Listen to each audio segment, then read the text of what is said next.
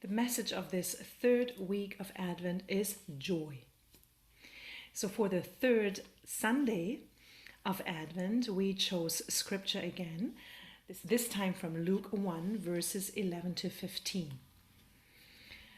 This passage is about Elizabeth, who's going to bear a child, the future John the Baptist, the prophet who tells the world that the Messiah will be coming.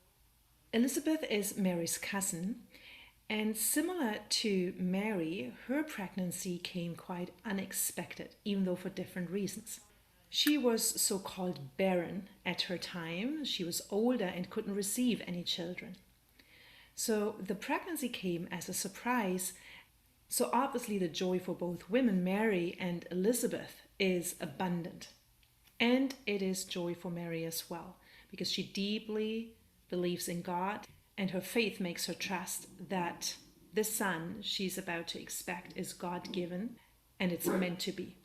How does that feel at this time of year for all the women who could not bear children but wanted them? Lucky Zachariah, no more waiting. His prayers have been heard. Despite her age, his wife will bear his child. But what comfort is prayer to those who aren't lucky like Zachariah, whose prayers aren't heard?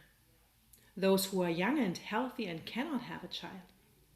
Those who never wanted any and had to bear multiple.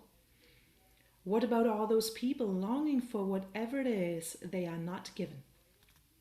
Sometimes the best thing to pray for isn't the fulfillment of our wish, but for less suffering and more acceptance, for peace within and a trust in God's presence.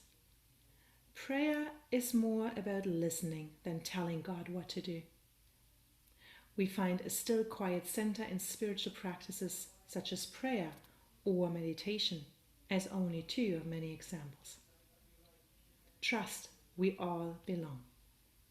The image we chose for this page is by Sefil Oh, a retired Protestant minister from South Korea with a master's degree in Western fine arts.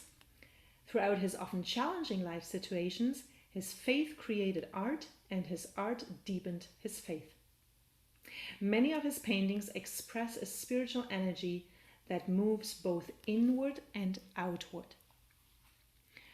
With the presentation of the text in a spiral, very much like an embryo, we wanted to visualize that spiritual energy inward and outward, also represented in the scripture by the good news for Elizabeth that she's going to have a child.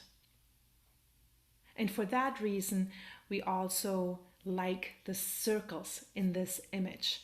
And the reflection is placed in a bubble, much like the embryo is in a bubble, but also with reference to life that is rather a circle than a straight line.